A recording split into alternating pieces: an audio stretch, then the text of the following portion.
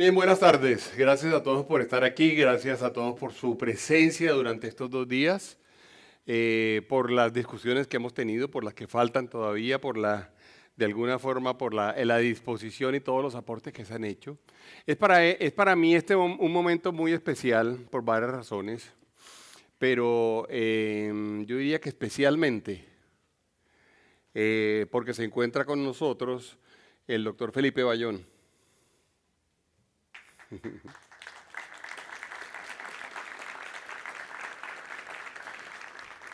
Y quiero aprovechar su presencia para decirle que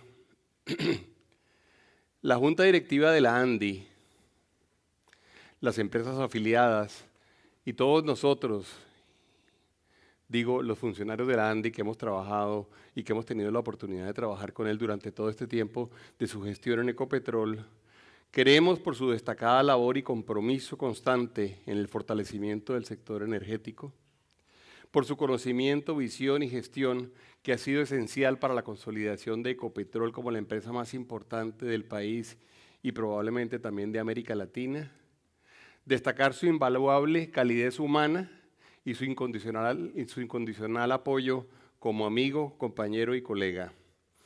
Hacerle entrega de una placa y hacerle un homenaje especial hoy a Felipe.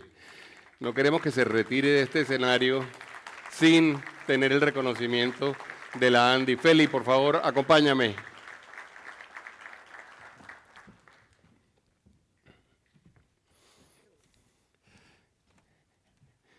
Esta es una pequeña muestra de nuestro aprecio, nuestro agradecimiento, Felipe, por lo que has hecho, por lo que has significado para Colombia en este debate, no solamente durante los últimos meses, sino durante todos estos años, por lo que has hecho por Ecopetrol, por lo que has hecho por la ANDI también, que además ha sido un factor primordial. Me has acompañado a la Junta de Dirección Nacional, de manera que, de verdad que gracias y felicitaciones. Muy amable.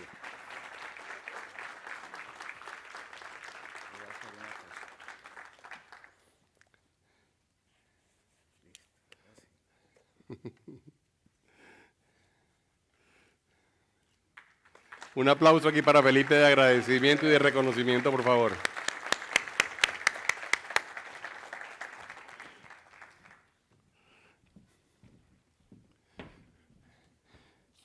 Esas son de las oportunidades que uno le alegra poder tener en la vida, poder expresarle el aprecio a las personas valiosas y a las personas que se dedican a trabajar por Colombia. Felipe, muchas gracias de verdad. Muchas gracias.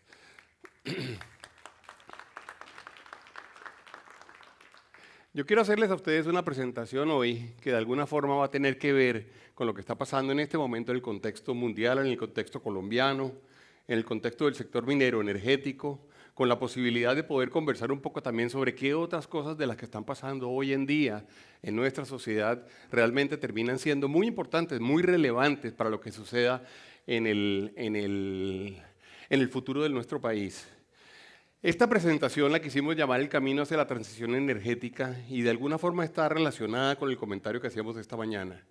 Son muchas las cosas que hay que tener en cuenta o que deberían ser tenidas en cuenta al momento de tomar la decisión de qué va a hacer Colombia, qué va a hacer un país como Colombia. Un país que no es un inmenso productor de hidrocarburos y de gases, sino es un inmenso productor de minería, pero que de alguna forma ha sabido aprovechar estas oportunidades y ha generado, yo diría, algunos milagros económicos. Quiero comenzar con una anécdota. Hace pocos meses, un par de meses, me visitó un periodista muy importante de uno de los medios más importantes del mundo. Y me decía, nos parece a nosotros muy interesante que Colombia haya decidido eventualmente considerar la posibilidad de explorar, de reducir las exploraciones o de limitar la exploración petrolera o la exploración gasífera, porque eso me parece que es un verdadero aporte a la humanidad. Yo le preguntaba al señor, la primera pregunta que le hice fue, señor, ¿usted sabe realmente cuánto de lo que nosotros eventualmente producimos o generamos o utilizamos significa como porcentaje de emisiones de CO2 en términos de las emisiones mundiales? Entonces me dice, no sé, ¿cuánto podrá ser? 1 o 2%. Digo, no es 1 o 2%. Es algo que está entre el 0.46 y el 0.6% dependiendo de cómo lo mida uno. Luego me dijo, pero ustedes son un gran productor de petróleo. Yo le dije, ¿qué es un gran productor de petróleo para usted? Entonces me dice, pues cualquier país que produce más de 2 millones de barriles día. Yo le dije, pues te equivocaste de país. Viniste a un país distinto. Colombia no produce 2 millones de barriles día, ni nunca ha producido 2 millones de barriles día. En el mejor de los casos, llegamos en algún momento a producir 1 millón de barriles día y hoy en día estamos pues un poco por encima de 700.000 barriles día. No puede ser. Saca el señor su Google o su ChatGPT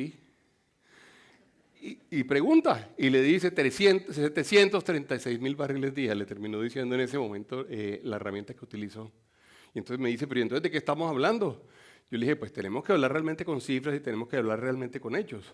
Lo que sí es un milagro, le decía yo a él, es que 730.000 barriles día nos permitan mantener la tasa de cambio, producir el 50% o el 50 y algo por ciento de nuestras exportaciones, poder atender y poder mantener una balanza de pagos, permitirnos además generar las capacidades para nosotros poder atender la deuda externa, tener una calificación de riesgo que nos colocó hoy no en condición de ser considerado en grado de inversión, poder atender las regiones, generar regalías, poder atender a los municipios y a los departamentos, poder generar empleo. Ese sí es un milagro, porque nosotros no somos un gran productor de petróleo.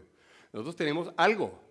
Nosotros tenemos algún tamaño. Nuestros pozos, ninguno es un gran pozo a nivel mundial, cuando uno lo compara con los pozos a nivel mundial. Si uno se compara con Rusia, ustedes saben, estamos hablando de cifras de 10 millones de barriles día o más, y nosotros estamos hablando aquí de apenas el 7% de lo que produce un país como Rusia. El señor me dijo, caramba, yo no sabía nada de eso, yo venía a escribir sobre petróleo, voy a escribir sobre otra cosa. Terminó escribiendo sobre otra cosa, algún día les mando el artículo que el señor escribió porque además es una referencia a la conversación que habíamos tenido en la ANDI. Pues bien, esto es para decir que efectivamente cualquier ejercicio que nosotros vayamos a hacer de análisis de transición energética es un ejercicio que debería ser un ejercicio muy, muy serio. Ya lo dije esta mañana para los que me pudieron oír, pero uno sí siente que toda la conversación es una conversación muy parcial.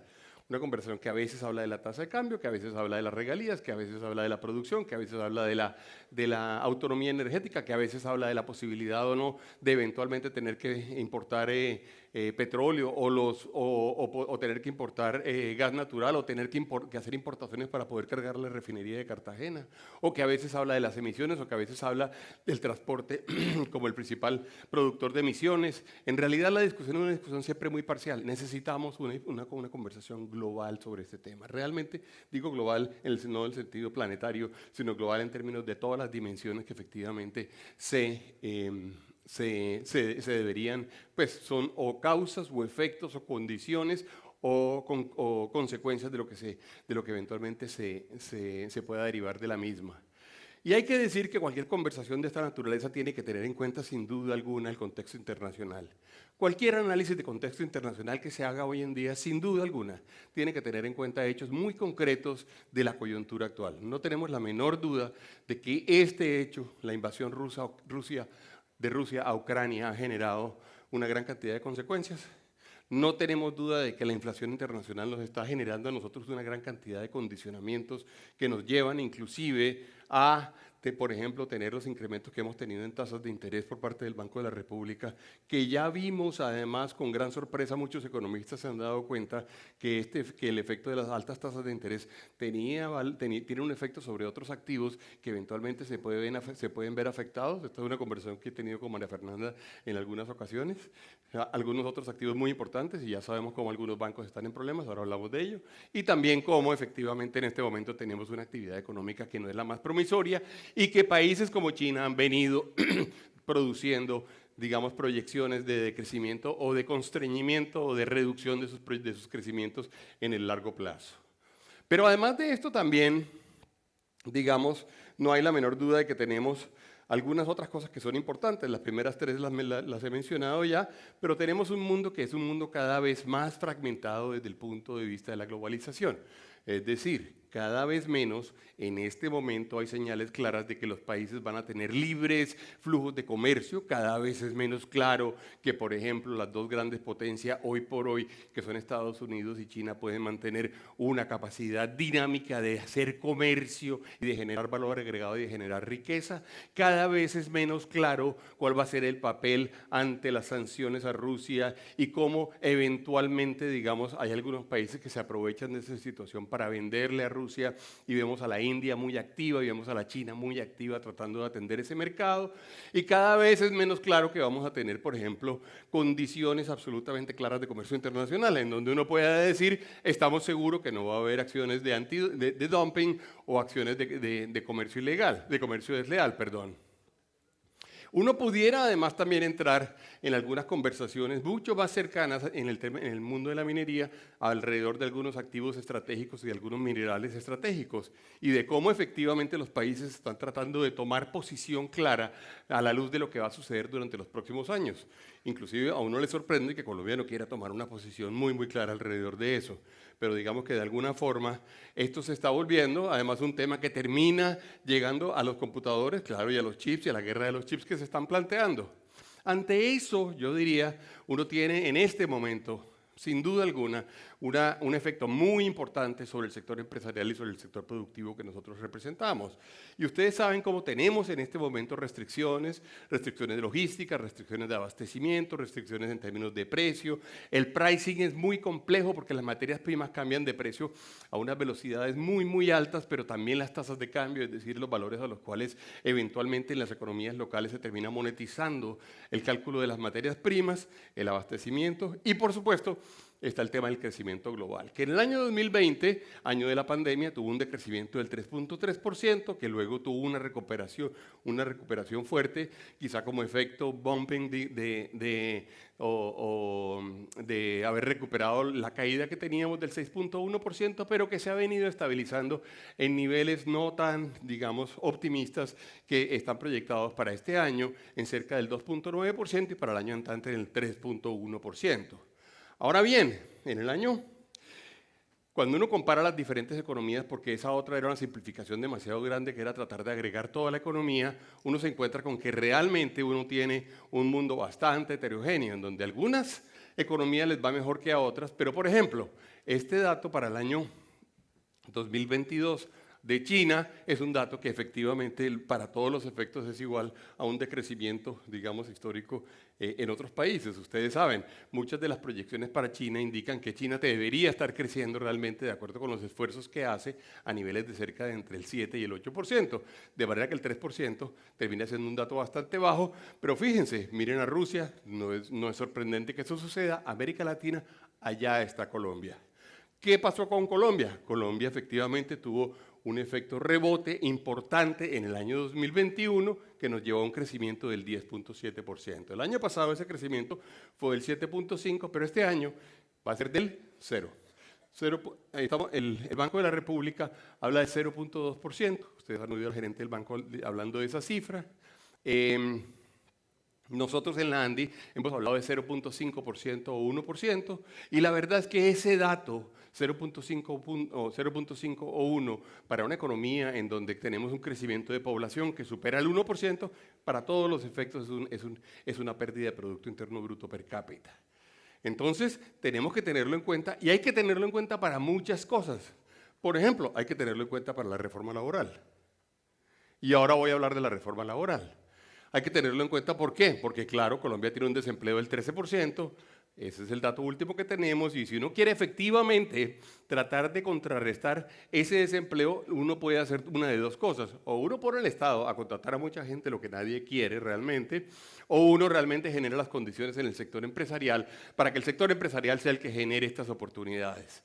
Y lo cierto, la gran preocupación que tenemos hoy en día nosotros, y lo he dicho ya en varios escenarios y lo repito, de la reforma tributaria de la reforma laboral, perdón, que está en este momento en el Congreso desde anoche, es que efectivamente esa reforma puede estar yendo en el camino exactamente contrario. Podemos estar generando las condiciones para que no solamente no se genere empleo, sino se reduzca la capacidad del aparato productivo de producir empleo. Ahora bien, tenemos crisis nuevas, y lo mencionaba yo ahorita, y crisis además que están de alguna forma dándole una lección o dándonos una lección a los economistas, porque sin duda alguna, digamos, la idea de que uno podía imaginarse política monetaria que aumentara la tasa de interés y que básicamente lo que hacía era solo reducir la demanda para reducir la inflación, pues está en este momento teniendo consecuencias distintas. Y claro, es normal. Cualquier persona que haya visto los balances últimamente o que le haya echado una mirada a la porción del balance o a la porción del PIG que habla de gastos financieros, les va a estar hablando de que estamos teniendo, por supuesto, un costo financiero supremamente alto. Pero además, los que estudiamos economía nos enseñaban que cuando la tasa de interés sube, el valor de las acciones bajan. Y uno decía, ¿pero cómo es eso? Y efectivamente, se lo enseñaban a uno, pero poco se había demostrado desde el punto de vista empírico. Y eso fue lo que sucedió. Se ha venido produciendo una pérdida de valor importante de activos relacionados o activos que son listados en los mercados de valores, hasta el punto de que, como ustedes saben, tenemos con estos tres bancos hay una crisis relativamente grande, bastante grande en los Estados Unidos. Se considera que puede ser la segunda crisis más grande después de la caída de Lehman Brothers, que fue una caída de 680 billones de dólares, y fíjense ustedes que estamos hablando aquí de 209. Si uno veía la carátula del diario El País hace unos 3 días, la pregunta que hacía en primera página el diario era ¿hasta qué punto la crisis en este momento del sector financiero en Estados Unidos se puede terminar reflejando en una gran crisis mundial o una gran crisis en Europa? Y fíjense ustedes, llegó Credit Suisse con otro problema distinto, que tuvo problemas de liquidez, y en este momento tenemos a ese banco, un banco robusto, un banco además con el cual yo trabajé muchos años, que tuvo que acudir en este momento a la ventanilla de ayuda. Es decir, la política monetaria va mucho más allá que simplemente ser un instrumento para reducir la demanda y eventualmente bajar la inflación. Sobre eso hemos tenido inclusive también conversaciones públicas hace poco en un foro, Mafe, María Fernanda. Había un montón de economistas, entre ellos María Fernanda, que me hicieron bullying. Pero bueno, y no que me alegre que esto suceda, pero estas cosas pasan, ¿no? Luego, si habláramos del mercado de hidrocarburos, claro, el mercado ha estado pues muy movido, por supuesto, hasta el punto pues de que hemos tenido pues precios que ustedes saben se han venido moviendo con un altísimo grado de volatilidad, pero también, digamos, el cálculo de reservas estratégicas de Estados Unidos, dado los diferentes niveles de precio, pues han venido cambiando. Habíamos en un momento dado llegado a 600 millones de barriles, a final del año 2022 estábamos hablando de 372 billones de barriles. Allá está la demanda de China, que como todos sabemos o mencionábamos ahorita, es suficientemente pesada en términos relativos del planeta como para afectar realmente variables que aparecen a este lado de la gráfica, especialmente alrededor de precios. Y habría que decir que, entre otras cosas, se han venido produciendo cosas nuevas que nadie esperaba. Por ejemplo, en Europa, como que hubiera racionamientos de energía o que hubiera incrementos como los que hubo, por ejemplo, en el gas natural en los hogares europeos. O, por supuesto, el cambio importante que se produjo en términos de orígenes y destinos de los productos. Y lo que quiero decir aquí, para que nos demos cuenta del tamaño del movimiento en términos de comercio internacional o de comercio exterior, es que si uno ve, por ejemplo, si uno trata de identificar lo que ha venido sucediendo, por ejemplo, en términos de quién ha venido comprando el petróleo ruso, quién lo ha venido de alguna forma demandando, qué ha sucedido después de que se presentó, si ustedes se dan cuenta, las sanciones que fueron decretadas por la economía, digo yo, civil, por los países, digo yo, civilizadamente, en lugar de llevarnos a una guerra nuclear, se producen sanciones económicas, y eso es bueno, pero las sanciones económicas no son almuerzos gratis. La verdad es que termina habiendo, sin duda alguna, digamos, un efecto importantísimo en términos de para dónde se mueven las cosas. Ustedes se dan cuenta cómo Europa, que era el gran comprador en su momento, digamos, año 2022, fíjense que esta es una gráfica básicamente mensual, el más gran comprador del petróleo ruso, empieza a disminuir muy fuertemente. Turquía más o menos se mantiene, China tiene un incremento mediano, la India tuvo aquí a inicios del año 2023, tuvo un incremento grande en términos de su participación, y aparecen otros países asiáticos como compradores de ese petróleo. Por su parte, si nos preguntamos de dónde viene el petróleo y de dónde viene el gas que está siendo utilizado por Europa, nos encontramos, fíjense ustedes, en términos de gas natural, esta gráfica que aparece a la izquierda, y en términos de petróleo, la que aparece a la derecha. Y ahí tenemos, digamos, otros países que están participando, en donde en realidad tenemos países, especialmente Qatar, está Ghana, no me acuerdo cuál es el tercer país que aparece allá, Noruega tiene un incremento en su participación, e inclusive los Estados Unidos. Y lo más notorio aquí realmente es la participación de Estados Unidos como gran proveedor de gas natural, cómo se va incrementando su capacidad de producir. Fíjense que esto es mensual, octubre, septiembre, agosto, julio, junio. Es el momento en el cual realmente Estados Unidos pasa a ser el gran proveedor de gas natural para Europa. En petróleo sí se mantienen un poquito más estables, digamos, las participaciones.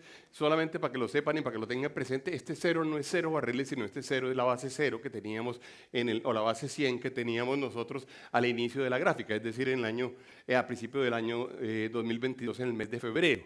¿Qué tanto aumenta o qué tanto disminuye?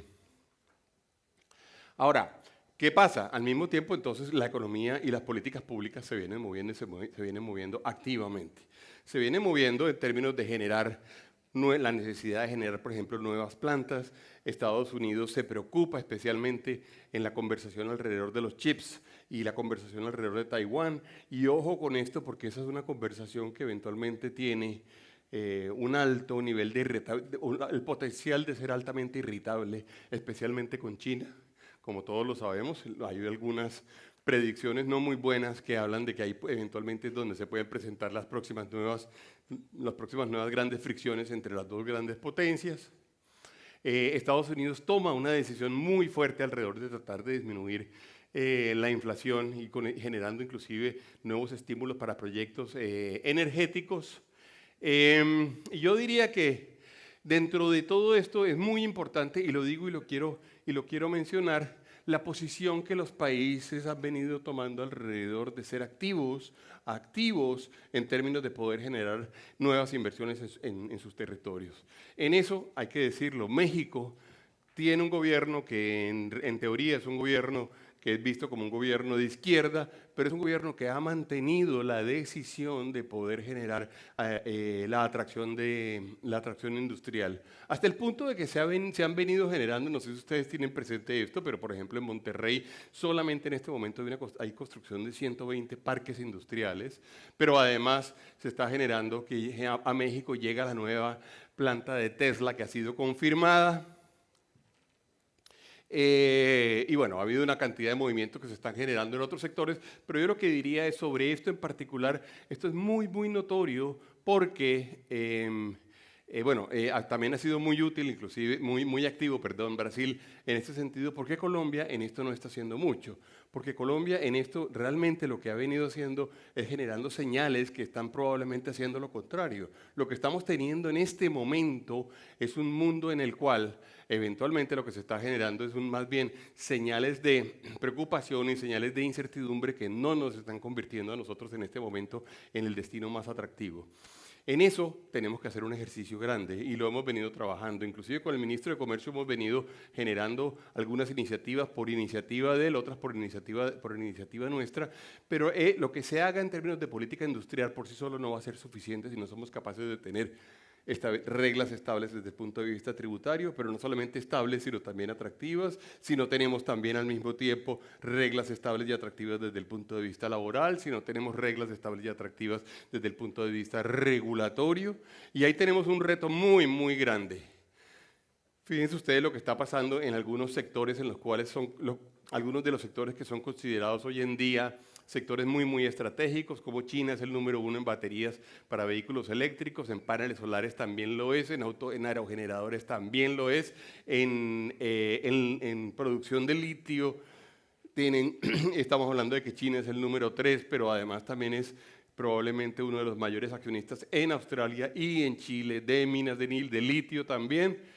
Lo que nos estamos jugando de aquí en adelante todo es muy estratégico y de alguna forma hay países que están haciendo las cosas suficientemente bien. En medio de materias primas que han mostrado en muchos casos niveles de volatilidad alta, incluyendo pues, los últimos datos que ustedes ven de petróleo, los dos indicadores más relevantes para nosotros, en términos de gas, en términos de carbón, en términos de oro, en términos de cada vez hay que mirar más o de darle una mirada más cercana y permanente al litio, pero también al cobre y al níquel. Es decir, ahí lo que tenemos es un mundo en el cual tenemos un gran movimiento, una gran volatilidad, tenemos la oportunidad también de participar de algunos de esos mercados. Ojalá participáramos más temprano que tarde en ellos, pero para ello se necesitan señales muy, muy claras que le permitan a los inversionistas hacer sus inversiones, claro, en Colombia, que es donde nosotros estamos interesados el día de hoy.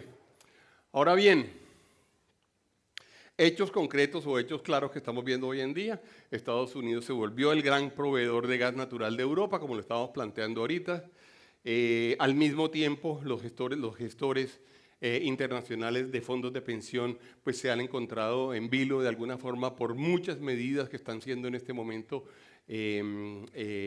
cuestionadas en términos medioambientales, sociales y de gobernanza.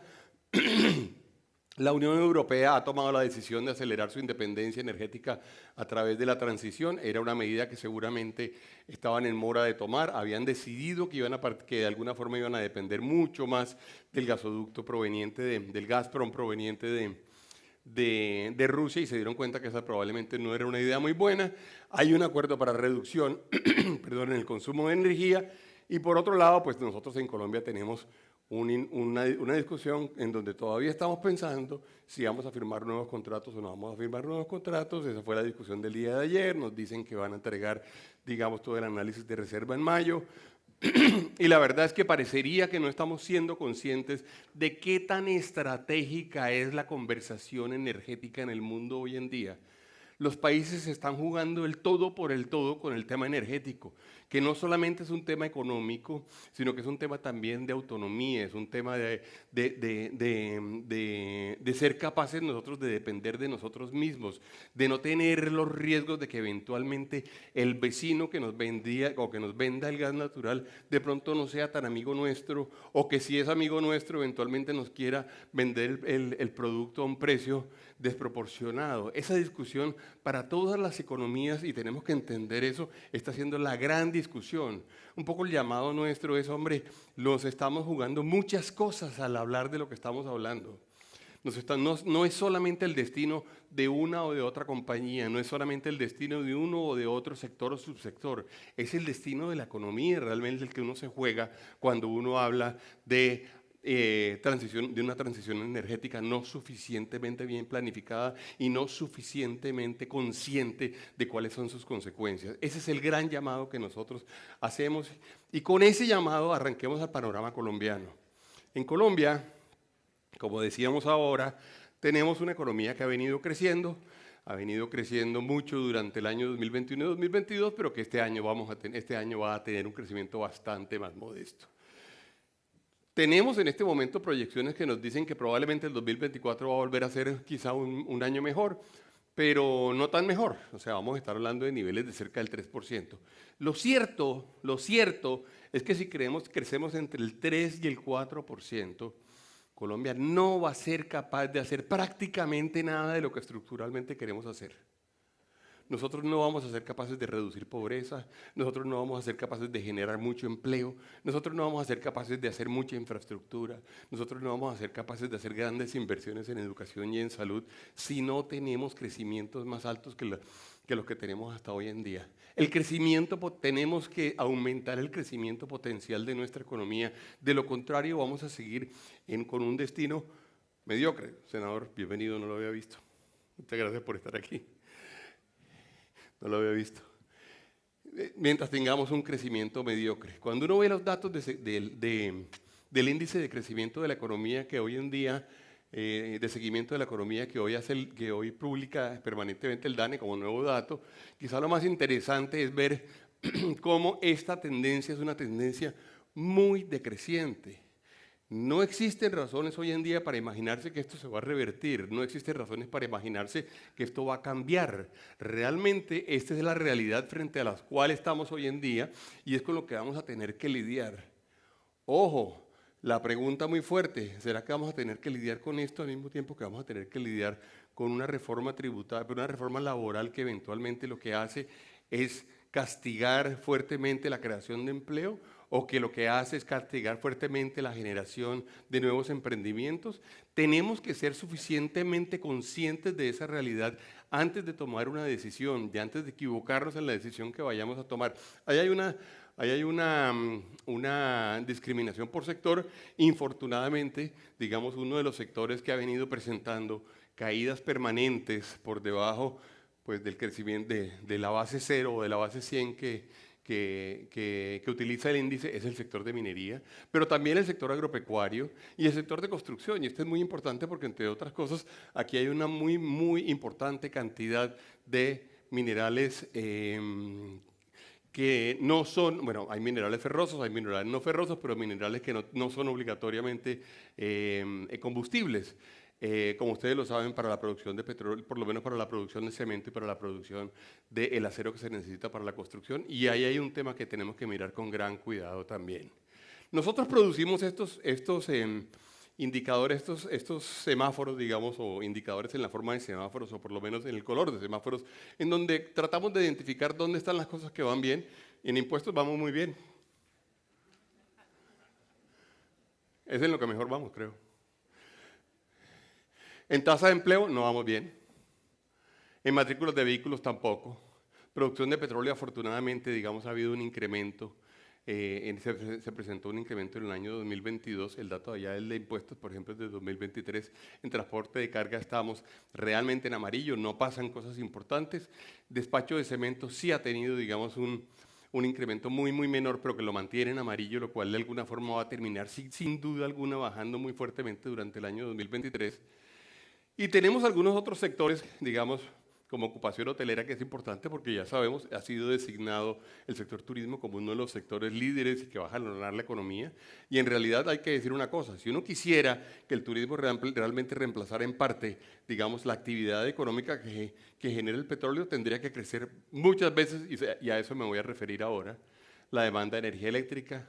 Y fíjense ustedes este dato que para nosotros ha sido tan notorio, y es un dato que Camacol, el gremio amigo, colega nuestro, publicó el día jueves. Las iniciaciones han caído significativamente, las ventas han caído significativamente, y para Colombia es muy importante el sector vivienda y el sector construcción. Desde que vino aquella famosa misión encabezada por el profesor Lochlin Kerry, que como algunos se acordarán, era contemporáneo y amigo de Maynard Keynes, y fue profesor de muchos de nosotros, se definió que uno de los sectores líderes era el sector construcción, hasta el punto de que en Colombia teníamos un sector financiero especializado en el tema de construcción. Recuerden ustedes las corporaciones de ahorro y vivienda. Y por eso, fíjense ustedes, quisimos traer el dato que ha sido publicado por cuenta de ellos. Los decrecimientos son muy importantes. La variación en términos de ventas, la variación anual en términos de ventas es de una pérdida del 64%. Esto es una gran crisis en cualquier sector. Además, es un sector también muy importante en la generación de empleo. No solamente es un tema de ventas, no solamente es un tema de bienestar, no solamente es un tema de actividad económica, no solamente es un tema de 32 sectores encadenados que tiene el sector vivienda, sino es un tema de empleo. Fíjense ustedes lo que está pasando con los inventarios de viviendas de interés social. Están absolutamente disparados. Las iniciaciones de vivienda, fíjense ustedes cómo cae el 3.2%, y las ventas de vivienda nueva caen en el 11.1%. Ahí tenemos un tema muy grande. Si uno pudiera en este momento hacer como un diagnóstico y en una palabra, en mi opinión o en la opinión de la Andy, describir cuál es la actitud en este momento del sector empresarial, yo diría que uno pudiera decir el sector empresarial está en modo cautela. Y es muy importante que sea cautela y que no sea pesimismo. Y es muy importante que sea cautela, saber que es cautela y que no es normal o que no es optimismo. La realidad es que el sector empresarial colombiano en este momento, claro, cree en Colombia, siempre ha creído en Colombia. durante los años más difíciles, por ejemplo, de violencia, de narcotráfico, de narcoterrorismo, de guerrilla, ha estado trabajando. Inclusive vimos casos en los cuales y conocimos casos en los cuales de alguna forma las familias se veían afectadas y algunos inversionistas protegían a sus familias pero mantenían sus negocios. Y eso fue muy importante porque de lo contrario, realmente el país, en mi opinión, en los años 90 se hubiera derrumbado completamente y hubiéramos sido aquel país inviable del cual se habló. Pero en este momento, digamos, tenemos una situación de cautela, dada por varias cosas, por las cosas que hemos mencionado ahorita.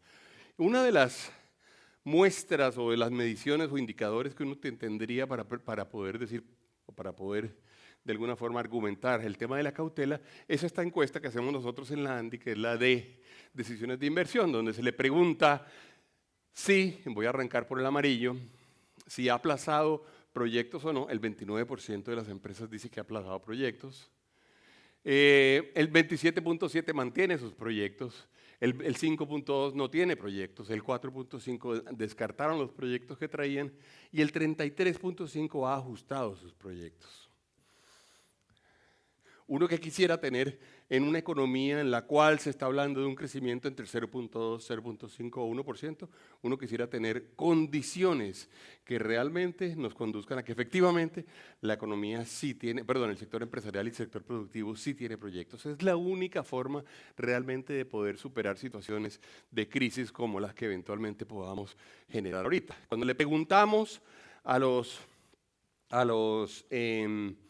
empresarios cuáles son las principales razones para identificar qué ha frenado sus inversiones y cuáles son los factores que lo han llevado a aplazar sus inversiones, fíjense ustedes, tasa de interés.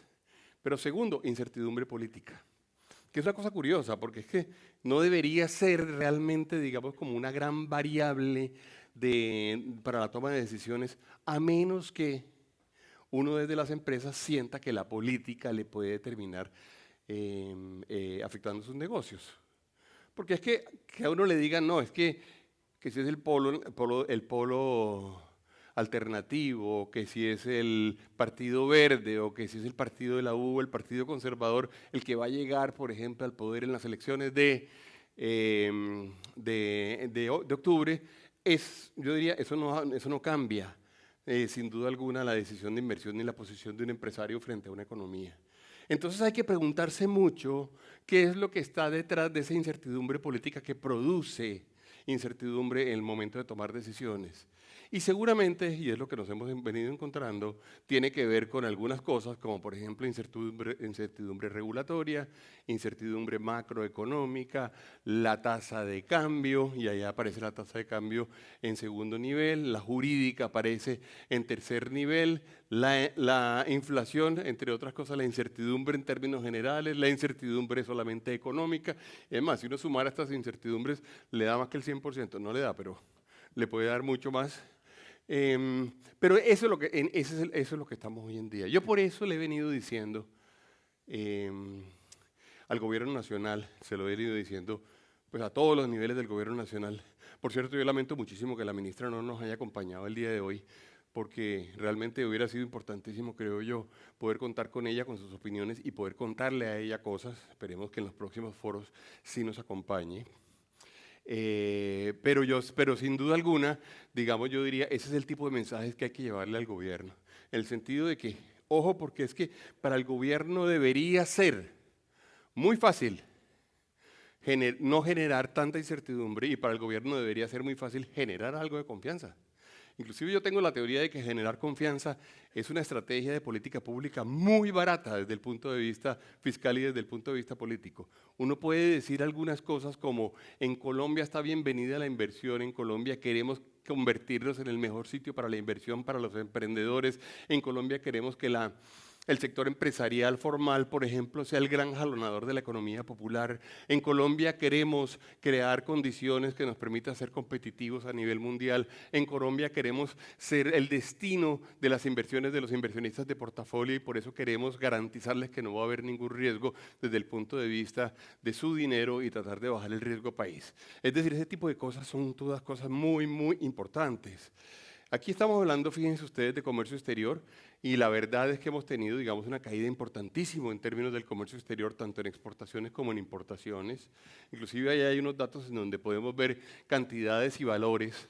Cuando comparamos 22 y 23, si ustedes se dan cuenta, arriba estamos hablando de dólares, abajo estamos hablando de cantidades y vemos como, por ejemplo, hay un incremento en ferroníquel, pero hay una gran caída en café o hay una caída en petróleo del 9%, pero el precio aumentó en 34.2%, lo que seguramente hace que el valor registrado de exportaciones, sea positivo. Lo mismo pasa cuando comparamos 22 versus 23 y ustedes se dan cuenta también cómo hay una caída, hay un incremento importante en cantidades de ferroníquel también, hay un incremento en dólares, lo que seguramente el valor nos produce unos valores mucho más altos.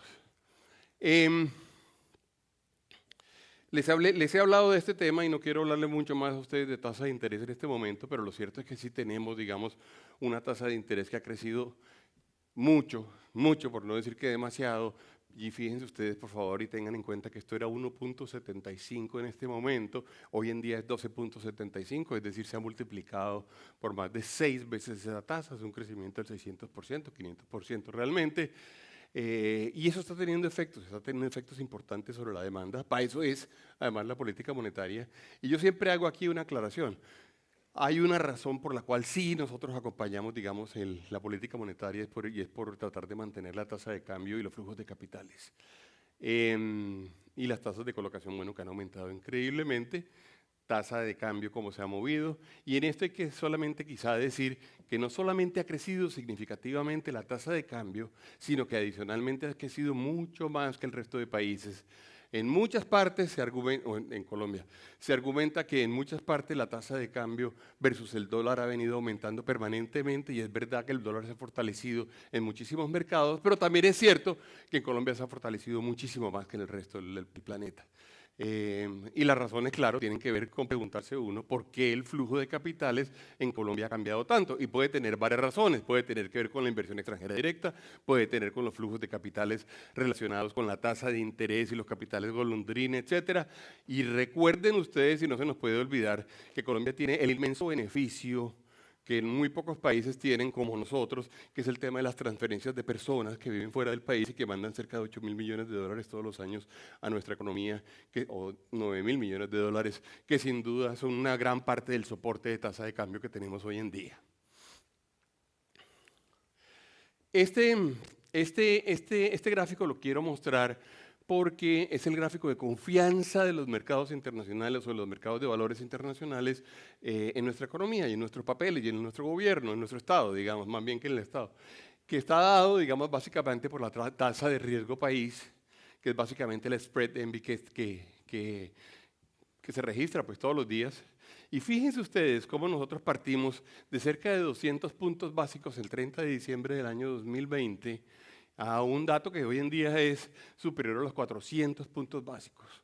Realmente ese es un dato, evidentemente, es un indicador de confianza muy, muy fuerte al cual tenemos que darle seguimiento. Nosotros, en realidad, estábamos en condiciones significativamente mejores que las condiciones de México y fíjense ustedes cómo pasamos por encima de Brasil, que durante muchísimos años había sido más riesgoso, por lo menos desde este punto de vista. Y por allá en el 15 de noviembre del año 2021 cruzamos la línea de Brasil y empezamos y nos dirigimos hacia la línea de México y en el marzo del año 2022 superamos la línea de México y hemos venido subiendo y seguimos subiendo. Y si uno hace el cálculo desde, digamos, desde septiembre, en septiembre se presenta el gran pico realmente de este indicador, baja y luego comenzó otra vez a subir durante el año 2023.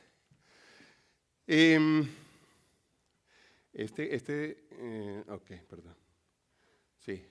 Miramos con frecuencia nosotros este indicador porque de alguna forma es pues como la suma o lo que puede de alguna forma producirle, digamos, más luces a un economista alrededor de verdaderamente cuál es la capacidad del país de mantener su endeudamiento, de mantener la balanza comercial, de mantener el déficit fiscal y de mantener el equilibrio macroeconómico. Colombia tuvo una situación relativamente compleja durante el año 2022, cuando tuvimos un par de déficits muy altos en los dos, tanto en el fiscal, que es el que aparece en la línea azul, como el de cuenta corriente, que es el que aparece con la línea morada. Lo hemos venido recuperando, pero sin duda alguna, digamos, Colombia se ha mostrado, digamos, en un sitio relativamente riesgoso alrededor de este par de indicadores.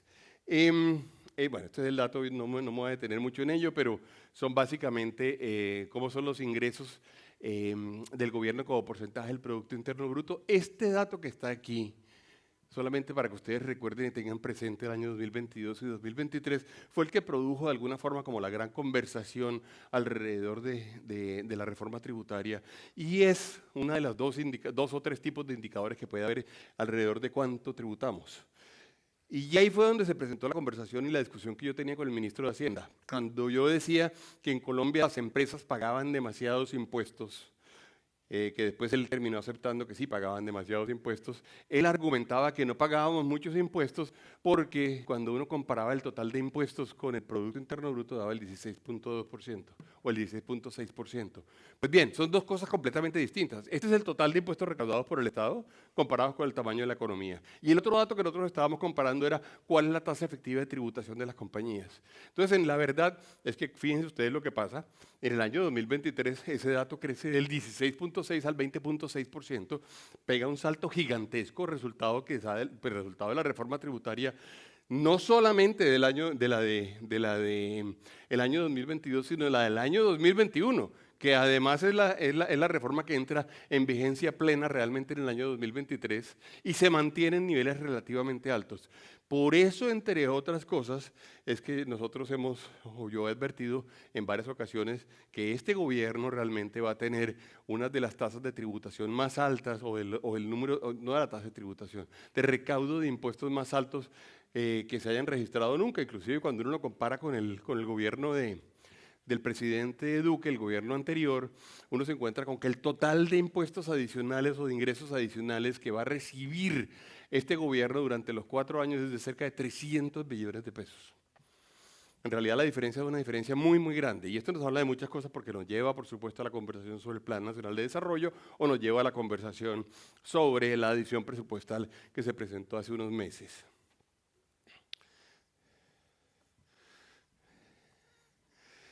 Uno de los problemas grandes, sin duda, que ha tenido nuestra economía es este dato, es este que aparece pues, en todas las cuentas en este momento. De cualquier análisis fiscal importante que uno haga tiene que tenerlo en cuenta. Y de hecho, pues tratar de reducir esta deuda pues tiene que ser importante para cualquier gobierno, es muy importante plantearlo. Y la verdad es que durante el año 2022 pegó un salto gigantesco, porque fíjense ustedes cómo eran los saldos y terminamos con un saldo pues bien alto en términos de lo que está siendo proyectado. Ahora bien, desde el punto de vista de la transición ya no energética, sino la fiscal, fíjense ustedes cómo uno tiene un cálculo, por ejemplo, de regalías para el año 2022, que como mencionó Juan Camilo Nariño en la presentación hace un rato, cuando tuvimos el panel hace un rato, está en cerca de 15 billones de pesos. Pero además hay que decir que en IVA, renta y regalías, minería y petróleo, fíjense ustedes como porcentaje del PIB del sector, cuánto producen, el 30.3%, mientras información y comunicaciones tiene el 16.4%, la industria manufacturera el 13%. Lo cierto es que la capacidad o la obligación que existe realmente de pagar es alta. Entonces, de alguna forma uno diría, si es tan importante, ¿por qué no lo estimulamos? Si es tan importante, ¿por qué no lo mantenemos? Si es tan importante, ¿por qué no logramos generar las condiciones que eventualmente le permitan desde el punto de vista macroeconómico, desde el punto de vista fiscal, seguir cumpliendo esa función de poder hacer su aporte? Fíjense ustedes en términos de carga fiscal de petróleo y carbón en billones de pesos, ¿cómo está distribuida? Tenemos como los ingresos fiscales y regalías suman en el año 2021 32.3 billones de pesos, distribuidos como renta de carbón 2 billones, del petróleo 5 billones, regalías 8.9 y los dividendos de Ecopetrol 16 billones de pesos. De ahí que nosotros hayamos hecho un esfuerzo a un énfasis tan grande como lo hizo el presidente de Ecopetrol todo el tiempo, pero nosotros en varias ocasiones, el énfasis tan grande en tratar de identificar realmente cuáles son las mejores condiciones en las cuales uno puede tener un Ecopetrol sostenible en el largo plazo, un Ecopetrol que efectivamente sea más robusto y un Ecopetrol que le siga dando todo este recurso a la política pública colombiana, porque para eso es, para hacer política pública, para hacer política social. No tendría mucho sentido renunciar a una parte o a la totalidad de estos ingresos. Hicimos un ejercicio donde uno dice, si uno quisiera reemplazar estos 32.3 billones de pesos por el sector agropecuario, ¿cuánto tendría que crecer el sector agropecuario? 25.8 veces. Si uno quisiera hacerlo con turismo, ¿cuánto tendría que crecer el turismo? 41.9 veces. Si uno lo hiciera incluso con la industria manufacturera, ¿cuánto tendría que crecer la industria manufacturera? 5 veces. ¿Es posible? Pues es posible. ¿Es probable? Yo diría, es poco probable en el corto plazo. ¿Podemos tratar de tomar una decisión de hacerlo? Claro que sí. ¿Pero lo vamos a lograr? Pues yo lo dudo. Yo lo dudo por lo menos con lo que estamos haciendo hoy en día. Además porque crecer un sector fundamentalmente requiere de una cantidad de apuestas muy claras, muy decididas, muy casi que incontrovertibles. Que alguien diga, no hay la menor duda de que si yo voy a invertir en turismo, el destino en el cual voy a invertir mi dinero es Colombia. O lo mismo en manufactura, o lo mismo en agro. Y lo cierto es que no, eso todavía no se está logrando. Puede ser que se logre, pero todavía no se está logrando. De manera que nosotros sí creemos que por eso quise utilizar, digamos, este indicador. Hicimos el mismo indicador para exportaciones. Si uno quisiera reemplazar las exportaciones de 26.5 billones de pesos, ¿me quito? ¿Me pongo? ¿Qué prefieres? Yo hago lo que digas. Digo, si uno quisiera reemplazar las exportaciones, que son de 26.5 billones de pesos del sector agropecuario, tendría que multiplicarlas por 7.7 veces, el turismo por 4.3 veces o la industria manufacturera por 2 veces. Recuerden, es el ingreso fiscal y ese que está allá es la generación de divisas, que son dos cosas distintas, pero que claro. Y por eso quizá uno diría, el turismo no es, hay que crecerlo mucho para el ingreso fiscal. Sí, bueno, es que en todo caso el government take del turismo es significativamente menor. Y como es menor, tiene que crecer muchas veces más para poder generar el ingreso en los recursos fiscales o en los ingresos fiscales. Bueno, nosotros creemos que uno tiene que hacer como una gran decisión desde el punto de vista de política pública. Y uno tiene que lograr que este sea un sector clave para el desarrollo del país. Y lo decimos en términos de Producto Interno Bruto, porque fíjense ustedes, estamos hablando de que son cerca de 5.5%, digamos, del Producto Interno Bruto, son más de 50 billones de pesos.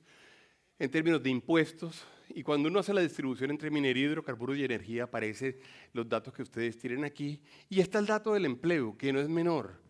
Estamos hablando de 600.000 personas prácticamente que trabajan en el sector. Y generar empleo, como decíamos ahorita, va a ser el gran reto de este año y el reto de los años entrantes. Empleo además formal, empleo bien remunerado, empleo que hace contribuciones a la seguridad social. Y fíjense ustedes que hemos venido hablando de un dato que crece, pero que ya está en casi 600.000 personas que trabajan en el sector, que en términos de inversión extranjera directa es importantísimo. Y ustedes tienen el dato que aparece allí, fíjense, como total del sector, estamos hablando de 5.3 billones de dólares, es decir, el 31.3% de la totalidad, repartidos así entre minería, electricidad, gas y agua, e hidrocarburos, perdón. En términos de regalías, el mismo dato del cual ya hemos hablado en varias formas en esta gráfica, repartidos entre minería e hidrocarburos. El dato de exportaciones, y fíjense ustedes cómo uno puede llegar, en este momento estamos hablando del 69%, esto no es bueno. Le preguntan a uno, ¿hay que diversificar la canasta exportadora de Colombia? Claro, no hay duda, por supuesto hay que diversificarla, pero no es reduciendo esta cifra. Hay que hacerlo creciendo las otras, porque uno pudiera, claro, decir, vamos a cambiar el porcentaje de las exportaciones, entonces bajemos las de este sector. Y sería pues una decisión, por decirlo menos, bastante tonta. Minería, hidrocarburos, fíjense ustedes cómo está distribuido. En términos, para nosotros es muy importante esto porque además el sector produce oportunidades para otros sectores, incluyendo las pymes, las mipymes, las compañías pequeñas, las compañías medianas. Y esto es muy importante. Una muy buena parte de los productos que consume el sector están relacionados con productos que se le compran a otra gente. Fíjense ustedes, aquí en esta matriz se ve cuáles son, digamos, los otros sectores a los cuales se les compran cosas. Esta es la estructura de costos en términos de los proveedores al sector. Y también se le proveen cosas a los otros sectores, ya que están los sectores que consumen los productos que son producidos en este sector. Y fíjense ustedes, estamos hablando del 5.4% del PIB, en el anterior estábamos hablando del 7.3% del Producto Interno Bruto. Quiero terminar con esto que lo he mencionado en muchas ocasiones, pero yo siento que es una idea que todavía no coge tracción y debería ser una de las ideas más importantes para Colombia. Producir ventajas competitivas para un país es muy difícil. Ser los mejores en relojería, ser los mejores en técnica, en tecnología, ser los mejores en temas digitales, ser los mejores en temas culturales, ser los mejores en términos de temas ambientales.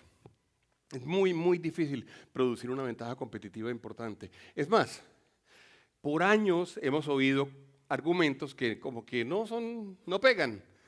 Tenemos, por ejemplo, 2 mares y 3 cordilleras.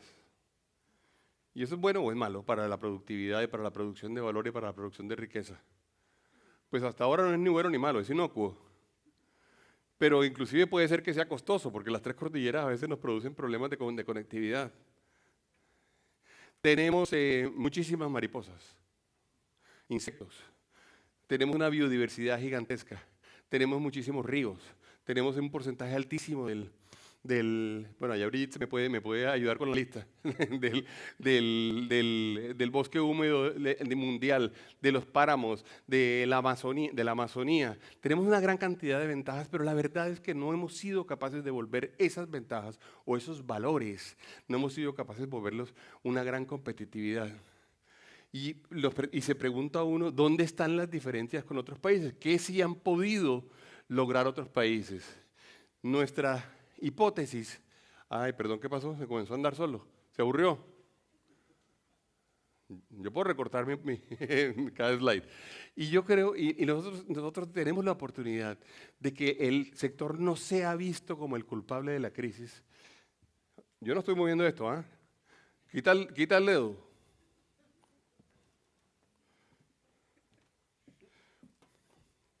Que no sea visto como el culpable de la crisis, sino como un constructor de oportunidades.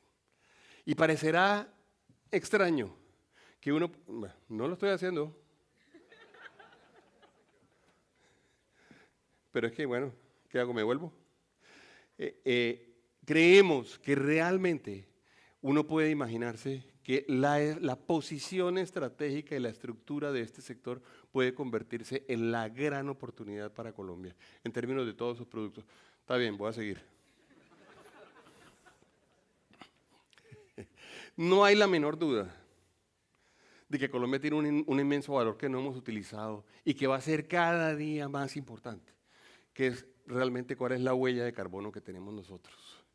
Cualquier producto producido en Colombia es un producto con una huella de carbono significativamente más baja que el mismo producto producido en otro país. Por lo menos por 2 razones. Por lo menos por el tema de cuál es la energía y cómo se produce la energía con la cual se produjo el producto. Y porque también nosotros tenemos una posición geográfica increíblemente cerca de todo el mundo. ¿Y cómo es la historia de que estamos cerca de todo el mundo? Sí. Si uno hace una matriz, y nosotros lo hemos hecho en muchísimas ocasiones, tratando de poner todos los orígenes de destino o los orígenes de destino más relevantes del mundo, resulta que el corazón del mundo es realmente Panamá y Colombia, el istmo de Panamá y Colombia. Un producto que sale de un puerto colombiano o una planta que esté en Cartagena, es una planta a la cual, por ejemplo, le llegaron las materias primas consumiendo muchísimo menos energía para el transporte. Y cuando lo vayan a disparar o a despachar a otros países, va a terminar siendo también significativamente más baja la huella de carbono. Y no se nos puede olvidar, ahora sí, pasé, y no se nos puede olvidar que nosotros tenemos esa matriz que es tan, pero tan limpia. Fíjense ustedes cuando uno se compara en términos de las principales economías, ya que estamos hablando de CO2 versus kilovatio hora, fíjense ustedes qué tan limpia es nuestra matriz. Somos mucho más limpios que muchísimos otros países a los cuales le tenemos, por ejemplo, gran envidia. ¿El embajador todavía está aquí o no? Embajador, vea, su país. Le ganamos. Le ganamos. Nosotros tenemos una matriz de generación inclusive más limpia que eventualmente países como Dinamarca, pero no hablemos de Alemania, de Japón, de China, fíjense ustedes, o de la India. Y fíjense en términos latinoamericanos, cómo tenemos Paraguay, por supuesto, por la planta de Iguazú, es una matriz muy limpia, una generación muy limpia la que tiene. Pero después de eso, Colombia, digamos, termina teniendo realmente un nivel muy bajo. Cada producto producido en Colombia tiene una huella de carbono más baja que la del resto del planeta. Eso significa, creo yo, una ventaja competitiva en una variable que va a terminar siendo una variable tremendamente monitoreada y tremendamente valorada por los nuevos ciudadanos. Cada vez más los ciudadanos del mundo van a preguntarse cuánta sal tiene esto, cuánto yodo tiene esto, cuántas grasas saturadas tiene esto, y se van a preguntar cuál es la huella de carbono de este producto. Y ahí hay una oportunidad muy grande, porque además Colombia tiene la posibilidad de limpiar aún más su matriz. Cada vez más tenemos la oportunidad de ir haciéndolo. Y fíjense ustedes, este es el resultado de esta producción de energía eléctrica por fuente, que ustedes saben, fíjense ustedes cómo Hidro ahí terminó aumentando tanto más con la entrada de Ituango y va a crecer aún más. Fíjense ustedes cómo tenemos una capacidad instalada bastante bien distribuida, muy cargada en lo hidráulico, pero en donde están creciendo significativamente estos dos y van a crecer más. Y fíjense ustedes cómo vamos a tener la oportunidad. Bueno, aquí aparece este ejercicio en donde, este es el año 2022, pero fíjense ustedes cuando estemos en el año 2025 pasando de 17.000 megas a 22.7, cómo eventualmente vamos a tener creciendo la hidráulica, la eólica y la solar sí.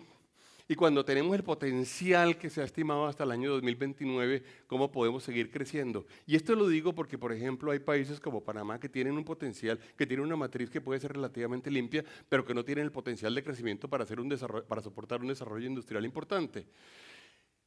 Luego la conversación de siempre, lo dice Luz Estela todo el tiempo, el gas natural además es el gran impulsor y puede ser el gran impulsor de la transición energética. No utilizarlo no es inteligente. El gas natural es verdaderamente bajo en términos de emisiones y uno lo puede comparar aquí con otros combustibles o con otras fuentes y fíjense ustedes cómo uno termina teniendo realmente la posibilidad de apoyarse en el gas natural.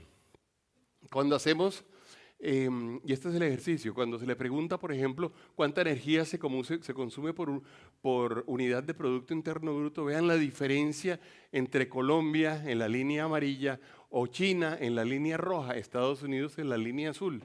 Por cada dólar producido de Producto Interno Bruto, nosotros tenemos una huella de carbono significativamente menor. Fíjense ustedes cuánto carbono se emite por unidad de energía y tenemos ahí a Colombia en amarillo, aparecemos muy cerca en el caso de Chile y le preguntamos el porcentaje del total de energía del país que proviene de fuentes bajas en carbono. Nosotros hicimos este cálculo, que era el cálculo de tratar de identificar los gramos de CO2 por unidad de Producto Interno Bruto, que lo he presentado varias veces, pero lo voy actualizando permanentemente.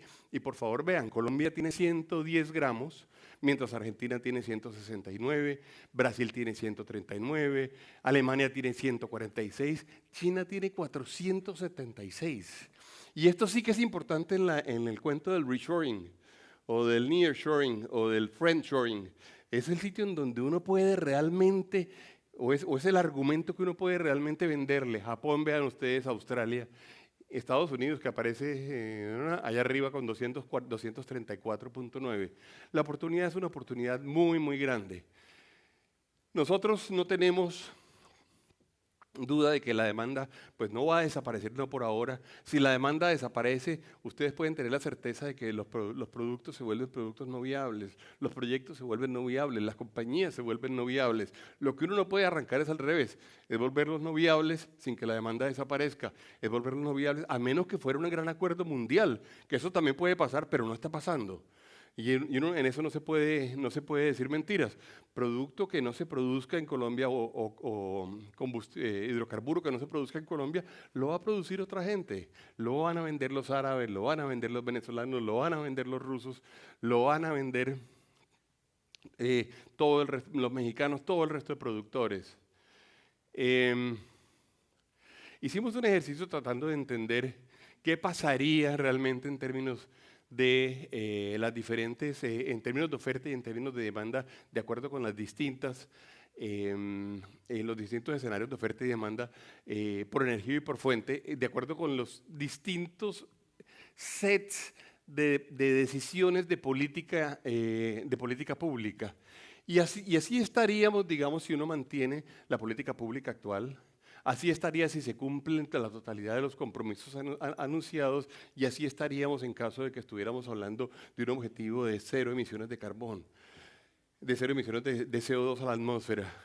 Esto es para demostrarles a ustedes cómo el escenario que nosotros vayamos a decidir como país acometer desde el punto de vista estratégico hace toda la diferencia del mundo. Realmente nos estamos jugando mucho y tenemos que tomar la decisión de por dónde nos vamos. Y tenemos que entender cuáles son las consecuencias sobre todas esas dimensiones de las cuales hemos venido hablando. Y ahí tenemos, fíjense ustedes, desde el punto de vista de demanda, electricidad, amoníaco, biometano, petróleo, gas natural, y ahí arriba tenemos los compromisos, con los compromisos anunciados, de la oferta en términos de renovables, petróleo, biomasa, nuclear, carbón, gas natural y otros. La verdad es que tenemos ya, se me está ahora sí finalmente acabando el tiempo, pero tenemos una gran cantidad de retos. Y no quiero terminar esto sin decir que estamos en este momento enfrentados a una gran cantidad de decisiones y a una gran cantidad de hechos y a una gran cantidad de discusiones. Primero, estamos hablando, por supuesto, de Plan Nacional de Desarrollo. Por cierto, tenemos la buena noticia que nos acaban de dar, que seguramente ya la vieron ustedes, de que acaban de eliminar el artículo que prohibía la minería a cielo abierto del Plan Nacional de Desarrollo, lo cual sin duda es una buena noticia en la discusión que se ha venido dando en el Congreso, que es el primero que aparecía allá, donde tenemos inquietudes alrededor del sector minero energético. He venido hablando de todos estos, casi todos, digamos, en términos de la conversación que he venido dando, pero está incluido dentro del Plan Nacional de Desarrollo. Por supuesto, altísima preocupación en el Plan Nacional de Desarrollo tenemos de las facultades que han sido pedidas por el Ejecutivo. Y este es un mensaje para los congresistas que nos acompañan y los que no están. No hace mucho sentido realmente que el Congreso renuncie a la capacidad de deliberación. No hace mucho sentido que no demos los debates públicos, abiertos, y que para eso están los congresistas y el Congreso, y nosotros básicamente terminemos dándole solamente al Ejecutivo las capacidades de hacer las reformas tan grandes que se quieren hacer. Eso para nosotros es muy importante y motivo de gran preocupación. Nosotros creemos que tenemos una gran cantidad de oportunidades en este momento en el proyecto, de trabajo conjuntamente, y quiero decir que tenemos, por supuesto, ahora sí verdaderamente para terminar, que tenemos en este momento preocupaciones relacionadas, por supuesto, con la reforma de salud, con la reforma laboral que fue presentada el día de ayer. Sobre la reforma laboral quiero decir, se hizo un ejercicio de conversar, se hizo un ejercicio de tratar de entender cuáles eran las aspiraciones y las ambiciones de las centrales de trabajadores y del gobierno nacional. Hicimos una serie de observaciones, yo diría que fueron incluidas algunas de ellas dentro del proyecto, pero el proyecto como está hoy en día nos genera gran preocupación. Y nos genera gran preocupación en términos de su capacidad de afectar la capacidad de generar empleo, la capacidad de eventualmente afectar muy fuertemente a las pymes, a las MIPYMES, a los emprendimientos colombianos, a la capacidad de afectar incluso eventualmente a la actividad sindical empresarial, porque de alguna forma muchas cosas se concentran en las centrales de trabajadores y no en los sindicatos de empresa. Nos preocupa que no se permita hacer tercerización eventualmente en forma amplia. La tercerización no es más que una forma de poder inclusive generar encadenamientos productivos tanto en materias primas como en servicios. Nos preocupa la posibilidad que exista de poder, sin duda alguna, generar un diálogo social sin necesidad de tener que generar unas fricciones innecesarias desde el punto de vista de políticos nacionales. Y yo diría que sobre todo nos preocupa un tema que para nosotros es muy importante, y es que el proyecto no hace un esfuerzo por estimular la reducción de la informalidad. El proyecto afianza mucho a los trabajadores que eventualmente estén en condiciones de formalidad, incluso afianza mucho a los trabajadores que estén eventualmente sindicalizados, pero el proyecto se olvida mucho realmente de los trabajadores que están en el mundo de la informalidad. Son muchas las cosas que tenemos en este momento sobre la mesa, son muchas las bolas que tenemos en este momento en el aire. Tenemos que, por supuesto, trabajar y lidiar con todas ellas. Tenemos un muy buen diálogo con el gobierno nos ha escuchado, le podemos decir las cosas. Necesitamos ahora poder construir conjuntamente con el gobierno y con el Congreso las soluciones.